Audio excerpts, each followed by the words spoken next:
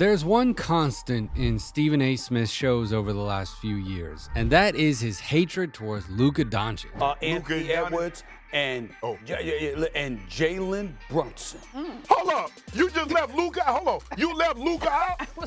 Hey. That's a fifth seed. That's a fifth seed. He battling for fifth seed right now. Fifth seed. No matter what Luka does, chances are that Stephen A. Smith is going to find something to criticize the 25-year-old superstar for. Unfortunately, though, for Mr. Smith, it seems like this 2024 Dallas Mavericks playoff run will finally get the best of him. The thing is that before Luka even stepped foot in the NBA, Stephen was already on his back. He didn't have any idea what the guy was capable of, yet he was still saying that it was a foregone conclusion that DeAndre Ayton was a far better prospect than him. Can't teach. I don't give a damn about how this kid in Europe looks. I understand he's a 6'8" point guard. He's surreal. He'll probably be the number 2 overall pick. If it were anybody else, of course you take those things into consideration. But in Phoenix, considering the level of ineptitude that they have raked that city with in terms of its basketball product that they put out on the floor, DeAndre Ayton, there is nothing to think about. There is nothing to talk about. There is nothing to debate. There is absolutely nothing to consider. Now, as history time and time again shows us, Luka always ends up shutting him up.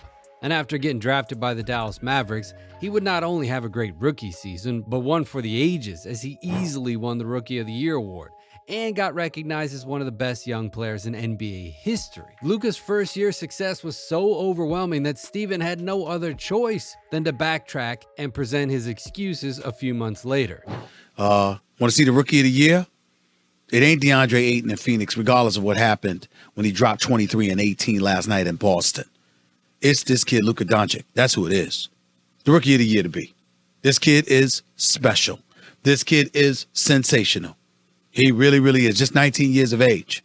But as time went on, Stephen would somehow quickly forget how good Luka was, and despite the young prodigy's exceptional play, he would always find something to nitpick. And this season, again, showed how much Stephen A. Smith holds against Luka. I mean, earlier this year, remember when Joel Embiid had his 70-point game? Well, he was getting praise from all media members, especially Stephen A. Smith. This brother is phenomenal, arguably the best big man in the game. Obviously, Jokic always warrants our consideration, but the message he sent is that he's going for the championship. He's not trying to mess around. He already got the league MVP. But when a few days later, it was Luka's time to drop 73, do you know what he had to say? He decided to bash Atlanta for their horrible defense. He went on this whole rant to take the spotlight off of Luka's performance, while making sure that Embiid and Katz were respected. Oh, during his whole monologue, by the way, not once did he mention Luka's name. No wonder why y'all stink. Did you see how they played defense last night? I mean, this is not Joel Embiid who played Billy Ball because you know what, you have a thin Victor Wembanyama on you. We understand that. We expect that. This is not a situation where Karl Anthony Towns dropped 58 in the first 3 quarters and then disappeared. It was an APB out for him in the 4th quarter and all of this other stuff. But the 58 points he scored in those first 3 quarters, a lot of those points, he was being challenged. This is not that. What transpired last night in Atlanta was disgraceful. Now, I can understand you want to make a point about NBA defense. That's one thing, but completely neglecting a player's historic performance while praising another for the exact same thing is pushing it a bit. Now, how does Luka answer Stephen and other critics? Well, on the court, of course. And he did so by having a historic NBA season. He was the first NBA player to reach the averages that he did this year. But of course, on the media side of things, it only got worse for him as the season went on. At the end of the season, it was time for people to hand in their MVP ballots. And it just so happens that Stephen A. Smith is one of the voters this year. Now, we all know how great Luka's season has been. He led the NBA in scoring with nearly 34 points a game and nearly 10 assists and 9 rebounds a game, all while carrying the Mavericks to a 50-win season, despite numerous injuries and only getting into missing pieces at the trade deadline.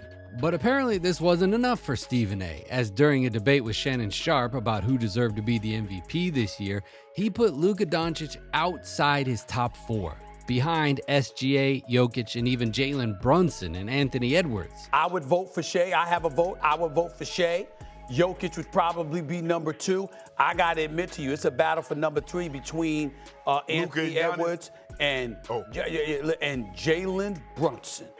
Now, I think we can all have different opinions on these matters, but when you listen to his arguments about Shea's candidacy, you start to become a little bit skeptical. Now, don't get me wrong.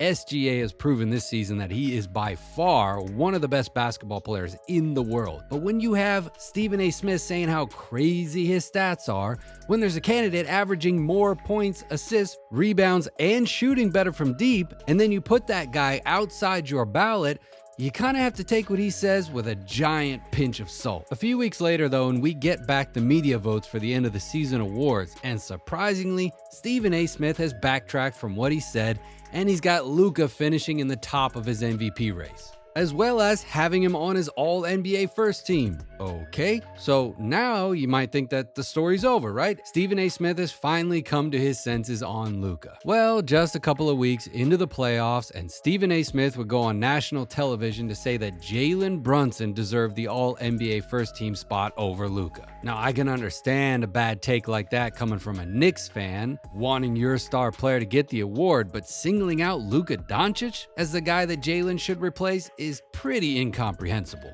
Especially when you consider that Luka has Jalen beat in every single one of the major 5 statistical categories. Now, the argument that Stephen A. Smith makes is that the Knicks finished as the 2nd seed while the Mavs finished 5th.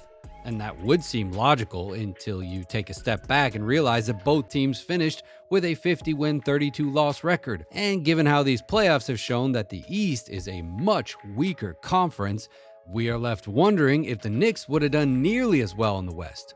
Not that this whole debate really matters anyway, since Luka did end up with his 5th first-team All-NBA selection in only 6 NBA seasons. Oh, and criticizing him during the regular season isn't enough either, as Stephen A. Smith has consistently been going for whatever star player Luka's been facing. I mean, we already talked about his love for Shai Gilgeous-Alexander, but this Minnesota series has been no different. Steven has been expecting Ant-Man to absolutely manhandle the Mavericks and Luka Doncic. He was expecting his new star boy to be the best player in the series in front of Luka and to be the talk of the press. Now, Anthony Edwards has been talked about a bunch, but for all the wrong reasons. While on the other side of things, Luka couldn't be having a better series. I mean, he is absolutely phenomenal as he breaks down Minnesota's defense in every possession, no matter what they throw at him. His success has been felt on both sides of the floor. He's had moments when he broke down the Timberwolves defense all by himself, with multiple clutch defensive plays himself. And the stats back this up too, with nearly 33 points a game, 8 rebounds, and 9 assists, all while shooting more than 40% from deep. He's been unstoppable, and he showed everyone why he is the best player on the floor right now. I mean, Luka's been shooting better from deep in this series than Anthony Edwards is from the field. The nightmare keeps on growing for Stephen A., who cannot accept that Luka is carrying a team to the finals right now. At this point, we just need to sit back and wait for whatever crazy prediction Stephen A. Smith will have for the NBA Finals. And both the Celtics and the Mavericks look like they mostly earned their ticket there. Now, I don't know about you guys, but I kind of feel like Stephen A., for no reason in particular, will soon appoint Jason Tatum as the best player left in the playoffs, with the hopes of him taking down Luka Doncic. All right, that's it for this one. Thanks for watching. Let us know what you thought down in the comments. Don't forget to like, subscribe, and share, and we'll see you in the next one.